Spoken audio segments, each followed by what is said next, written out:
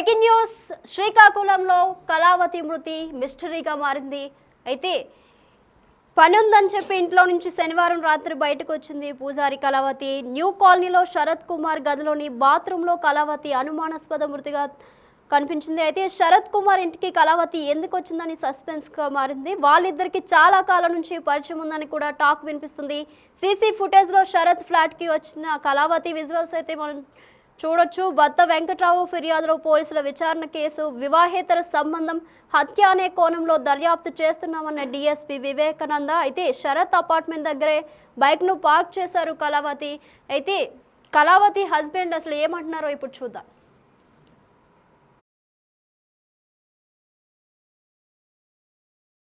శనివారం సాయంత్రం 2:20కి మాకు సాయంత్రం వరకు ఇంటిమేషన్ లేని కారణంగా మళ్ళీ అప్పుడు పోలీస్ స్టేషన్లో సార్ కంప్లైంట్ ఇచ్చాం.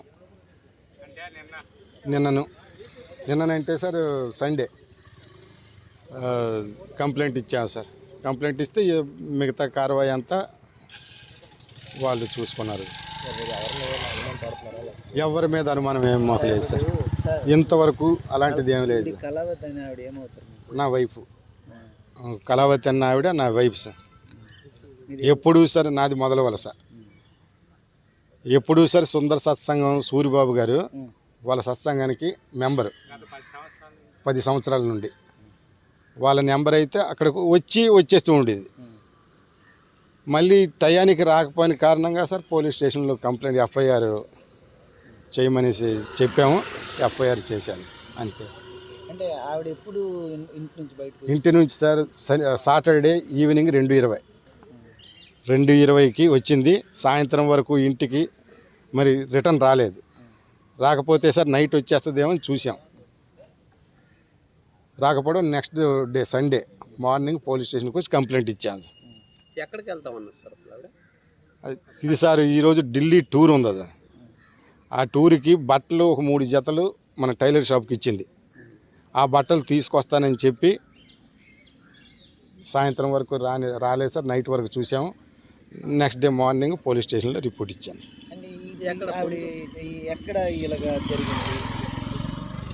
ఏరియా సార్ ఇది న్యూ కాలనీలో ఇది జరిగింది. అపార్ట్మెంట్లో జరిగింది. మేము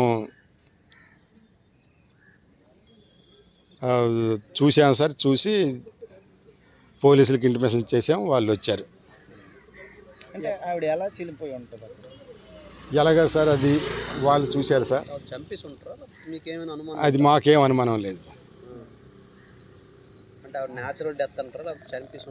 సార్. న్యాచురల్ ఇప్పుడు ఎఫ్ఐఆర్లో ఎలాగ వాళ్ళు చూశారు, వాళ్ళు రాసిన ఎలాగ రాస్తే సార్ అలాగనే ఆ డెత్ జరిగింది సార్. ఏ గొడవలు కానీ ఎక్కడ ఎటువంటి ఇది ఫస్ట్ నుంచి మాకు ఎవరితో ఇది లేదు.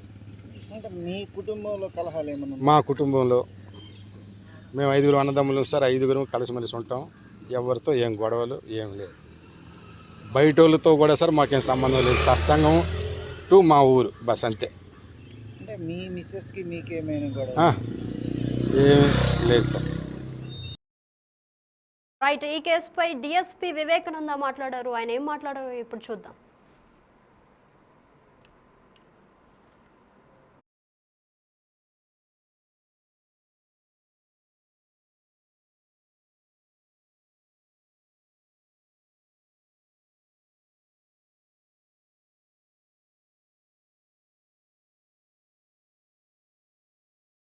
వారి సిబ్బంది అలాగే పోలీస్ ఇతర అధికారులందరూ కూడా ఇక్కడ రావడం జరిగింది.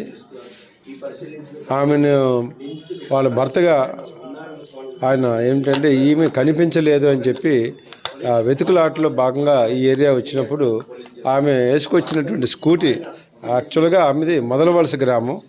ఆమె రెగ్యులర్గా ఇక్కడికి టౌన్ వెళ్తూ ఉంటుంది ఆ స్కూటీ మీద. అలాగే 18వ తారీఖున ఆమె వెళ్ళింది అని తెలుసు కానీ రాలేదు.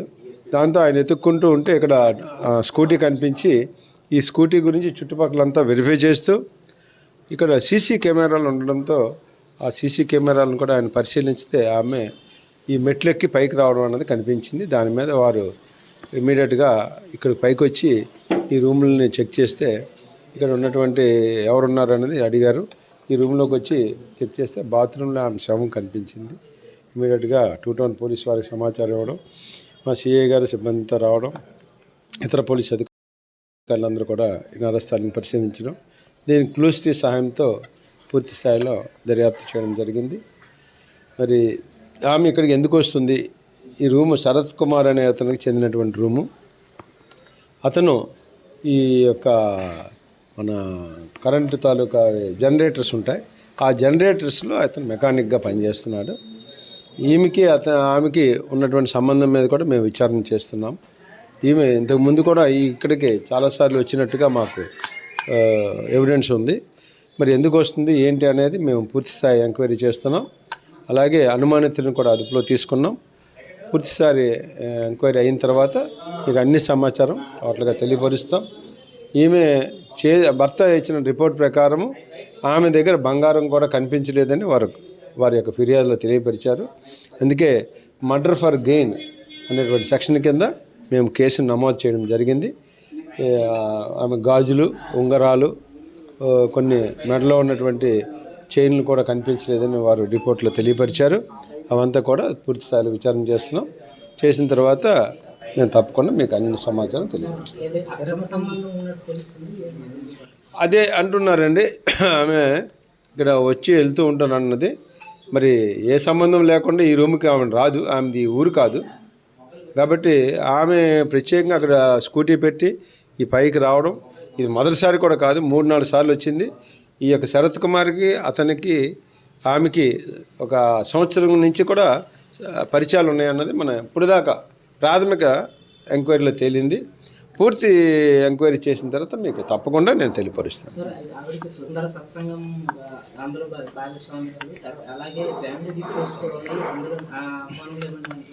చూస్తున్నాము, అన్ని రకాలు అన్ని కోణాల్లో కూడా చేస్తున్నాము.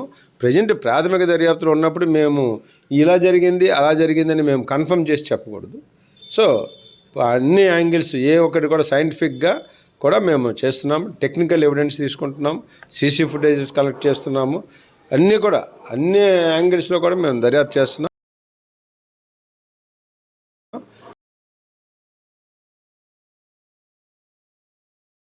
కళావతి మృతికి సంబంధించి మరింత సమాచారం మా ప్రతినిధి రాము ఫోన్లైన్లో అందిస్తారు. రాము, చెప్పండి, అసలు కళావతి ఎలా మృతి చెందారు? ఆమె బైక్ కూడా శరత్ అపార్ట్మెంట్ దగ్గర పార్క్ చేసినట్లు కూడా తెలుస్తుంది. ప్రస్తుతం మీ దగ్గర ఉన్న అప్డేట్స్ ఏంటి? సౌమ్య, కళావతి శనివారం సాయంత్రం అది పొందూరు దగ్గర మొదలు చూసి ఆమె తన స్కూటీపై శ్రీకాకుళం సిటీలోకి వచ్చింది. అయితే ఢిల్లీ పర్యటన ఉంది ఈరోజు సోమవారం, అక్కడ సత్సంగంలోకి అటెండ్ అవ్వాలని చెప్పి 3 జతల బట్టలు తీసుకుని శ్రీకాకుళం సిటీలో కుట్టించడానికి వస్తానంటూ కూడా తన భర్త వెంకట్రావుకి చెప్పి ఆవిడ శనివారం మధ్యాహ్నం 2:15 తర్వాత శ్రీకాకుళం వచ్చింది మొదలు వరుస నుంచి. ఆ తర్వాత నుంచి ఆవిడ తిరిగి ఇంటికి రాలేదు. ఫోన్ స్విచ్ ఆఫ్ చేయకుండా రేపు తన భర్త ఎవరైతే పూజారి కళావతి ఉన్నారో ఆవిడ భర్త వెంకట్రావు పోలీసులకు ఫిర్యాదు చేశారు. ఫోన్ కూడా పనిచేయట్లేదు, తన భార్య కనిపించట్లేదు, బయటకు వెళ్ళినది ఇంకా రాలేదని చెప్పి ఫిర్యాదు చేస్తే ఈ నేపథ్యంలో పోలీసులు కూడా ఫిర్యాదు స్వీకరించడంతో విచారణ చేపట్టారు. ఇదే నేపథ్యంలో కళావతి న్యూ కాలనీలో ఉన్న ఒక అపార్ట్మెంట్ దగ్గర కళావతి స్కూటీ కనిపించింది. ఇదే నేపథ్యం తన భార్య అదేనని చెప్పి కూడా ఆయన వెంకట్రావు గుర్తించడం జరిగింది. పోలీసులు కూడా అక్కడ ఉన్న సీసీ ఫుటేజ్ ని పరిశీలిస్తే కళావతి కూడా అక్కడ ఏదైతే న్యూ కాలనీలో ఉన్న ఒక అపార్ట్మెంట్ లో పైకి వెళ్ళినట్టు కూడా పోలీసులు సీసీ ఫుటేజ్ గుర్తించారు. అయితే అదే అపార్ట్మెంట్ లో ఉంటున్న శరత్ అనే వ్యక్తితో 1 ఏడాది క్రితం నుంచి కూడా కళావతికి కూడా పరిచయం ఉన్నట్టు కూడా తెలుస్తుంది. తరచూ కూడా కళావతి శరత్ దగ్గరికి వస్తూ వెళ్తుందని కూడా పోలీసులు అయితే ప్రాథమికంగా నిర్ధారించారు. ఇదే నేపథ్యంలోనే ఆవిడ శనివారం లోనకెళ్ళి శరత్ రూమ్ ని మొత్తం పరిశీలించినప్పుడు శరత్ రూమ్ లో బాత్రూమ్ లో కళావతి అయితే వ్యక్తిజీవిగా పడింది. పోలీసులు వెంటనే కూడా క్లూస్ టీమ్ తీసుకొచ్చి దర్యాప్తు అయితే ముమ్మరం చేశారు. నిన్న రాత్రి నుంచి కూడా పోలీసులు దర్యాప్తు కొనసాగుతుంది. ఇదే నేపథ్యంలో కళావతి మృతదేహాన్ని శ్రీకాకుళం రిమ్స్ హాస్పిటల్లోని పోస్ట్ మార్టంకి పంపించారు. ప్రస్తుతం అయితే కళావతి మృతదేహానికి పోస్ట్ మార్టం అవుతుంది. అయితే కళావతికి ఆయనకి కూడా గత కొంతకాలంగా పరిచయం ఉంది, తరచూ వస్తుందని అంటున్నారు. అది ఒక విధంగా వీళ్ళకి ఏమైనా పరిచయం ఉందా లేకపోతే అక్రమ సంబంధం లేకపోతే ఏమైనా ఉందా అనే కోణంలో కూడా దర్యాప్తు చేస్తున్నట్టు కూడా DSP వివేకానంద కొద్దిసేపటి క్రితం స్పష్టం చేశారు. మరోవైపు ఏమైనా ఆర్థిక లావాదేవీల విషయంలో ఇద్దరు గొడవ లేకపోతే ఎవరైతే తన ఫ్రెండ్ శరత్ ఉన్నాడో శరత్ ఏమైనా హత్య చేశారా లేకపోతే ఇంకెవరైనా హత్య చేశారనే కోణంలో కూడా పూర్తి స్థాయిలో కూడా దర్యాప్తు చేస్తున్నట్టు కూడా డిఎస్పీ వివేకానంద్ అయితే స్పష్టం చేశారు. ప్రస్తుతం తన కళావతి మెడలో ఉన్న బంగారు నగలు కూడా లేవని కూడా ఆమె భర్త వెంకట్రావు అయితే పోలీసులు ఫిర్యాదు చేశారు. అదే దాని ఆ కోణంలో కూడా విచారణ చేస్తున్నట్టు కూడా పోలీసులు అయితే స్పష్టం చేస్తున్న పరిస్థితి. ప్రస్తుతం అయితే కళావతి మృతికి సంబంధించి కూడా అనేక అనుమానాలు వ్యక్తం అవుతున్నాయి. శరత్ అనే వ్యక్తి అక్కడ ఉన్న జనరేటర్లు రిక్వెస్ట్ చేసి అమ్ముతూ ఉంటాడు. తనతో ఉన్న పరిచయాల నేపథ్యంలో కొంతకాలంగా అక్కడికి వచ్చి వెళ్తున్నట్టు కూడా పోలీసులు అయితే ప్రాథమికంగా గుర్తించారు. మరోవైపు అయితే తన భార్య మాకు ఎవరి మీద అనుమానాలు లేవు, ఎవరి మీద కూడా మాకు ఎదురు శత్రువులు లేరంటూ కూడా కళావతి భర్త వెంకట్రావు అయితే స్పష్టం చేస్తున్నారు. తరచూ కూడా శ్రీకాకుళం వెళ్తుంది, అక్కడ కొన్ని సత్సంగ కార్యక్రమాలు అటెండ్ అవుతుంది. ఈరోజు సోమవారం కూడా ఢిల్లీ వెళ్లాల్సి ఉంది. అందులో భాగంగానే అక్కడ బట్టలు కుట్టికిచ్చి తిరిగి తీసుకొస్తానని చెప్పి వెళ్ళిన తన భార్య రాలేదు. అదే నేపథ్యంలో అనుమానం వచ్చి పోలీసులకు ఫిర్యాదు చేసాం. కానీ ఈ విధంగా ఈవిడ ఇక్కడ చనిపోతుంది ఈ విధంగా అనేసి కూడా నేను ఎక్స్పెక్ట్ చేయలేదంటూ కళావతి భర్త వెంకట్రావు స్పష్టం చేస్తున్న పరిస్థితి కనిపిస్తుంది. ప్రస్తుతం అయితే పోలీసులు అయితే దర్యాప్తు చేస్తున్నారు. అసలు ప్రస్తుతం ఎవరైతే శరత్ ఉన్నారో ఆ శరత్ను కూడా పోలీసులు అదుపులోకి తీసుకుని విచారిస్తున్నట్టు కూడా పోలీసులు అయితే స్పష్టం చేస్తున్న పరిస్థితి. పూర్తి స్థాయిలో విచారణ చేసిన తర్వాత నిజంగా హత్య జరిగిందా, తనే హత్య చేసుకుందా, అయితే ఇంకెవరైనా హత్య చేశారా అనే దానికి సంబంధించి కూడా పూర్తి వివరాలు తెలిసే అవకాశం ఉందని కూడా డిఎస్పీ వివేకానంద స్పష్టం చేస్తున్నారు. Soumya. Right Ramu, thank you. పూజారి కళావతి దారుణ హత్యకు గురయ్యారు. శనివారం మధ్యాహ్నం 2:30 గంటలకు తన స్వగ్రామం పొందూరు మండలం మొదలవలస నుంచి శ్రీకాకుళం నగరానికి తన వస్త్రాలు తెచ్చుకుంటారని స్కూటీపై వచ్చిన ఆమె రోజు గడిచిన ఇంటికి వెళ్ళకపోవడం, ఆదివారం రాత్రి న్యూ కాలనీకి ఎక్సైజ్ కార్యాలయం సమీపంలో ఓ బిల్డింగ్ పై ఫ్లోర్ బాత్రూంలో విగతజీవిగా పడి ఉండటం స్థానికంగా సంచలనం రేపిందని చెప్పొచ్చు. అయితే రెండవ పట్టణ పోలీసులు, కుటుంబ సభ్యులు, స్థానికులు తెలిపిన వివరాల్లోకి వెళ్తే పొందూరు మండలం మొదలవలస గ్రామానికి చెందిన పూజారి వెంకట్రావు ఆర్మీలో పనిచేసి రిటైర్ అయ్యారు. అతని భార్య కళావతి, వీరికి 2 మగపిల్లలు, ఓ కుమార్తె ఉన్నారు. ఈమెకి నగరంలో భజనలకు వెళ్లే అలవాటు కూడా ఉంది. శనివారం నగరానికి స్కూటీపై వచ్చిన ఆమె రాత్రైనా ఇంటికి వెళ్ళలేదు. దీంతో ఆమె సత్సంగానికి వెళ్ళి ఉంటారని కుటుంబ సభ్యులు అనుకున్నారు. ఉదయం అక్కడున్న గురువుకు ఫోన్ చేశాక రాలేదని కూడా చెప్పడంతో కుటుంబ సభ్యులు వెతకడం ప్రారంభించారు. రెండవ పట్టణ పోలీసులకు ఫిర్యాదు కూడా చేశారు. అయితే ఎక్సైజ్ కార్యాలయం ఎదురుగా ఉన్న వీధి చివరన మరికొన్ని చోట్ల సీసీ కెమెరాలు పరిశీలించగా చైతన్య కళాశాల వద్ద ఆమె స్కూటీ ఆపి పార్క్ చేయడం, అక్కడి నుంచి నడుచుకుంటూ వచ్చి రెడ్డియం ఎంటర్ప్రైజెస్ బిల్డింగ్ 1వ ఫ్లోర్లో మెట్లెక్కుతూ ఉండడం సీసీ కెమెరాలో రికార్డ్ అయింది. ఆ తర్వాత ఆమె గది దిగడం రికార్డు కాలేదు. దీంతో రెండవ పట్టణ సిఐ ఈశ్వరరావు తన సిబ్బందితో పాటు క్లూస్ టీంతో పై ఫ్లోర్ రూమ్లోకి వెళ్ళి చూడగా పక్కనే ఉన్న బాత్రూంలో కళావతి విగతజీవిగా పడి ఉంది. పరిసరాలన్నీ పరిశీలించగా బాత్రూంలో పక్కన ఉన్న గదిలో బెడ్ ఉండడం, దానిపై 2 తలగడలో ఓ తలగడపై రక్తపు మరక ఉండడం, కళావతి ముక్కు నుంచి కూడా రక్తం కారి ఉండటాన్ని బట్టి హత్యగా భావించి పోలీసులు ఆ దిశగా దర్యాప్తు చేస్తున్నారు.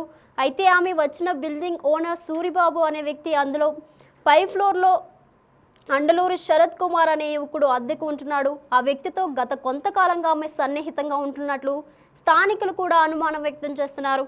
ఆ దిశగా కూడా పోలీసులు దర్యాప్తు చేస్తున్నారు.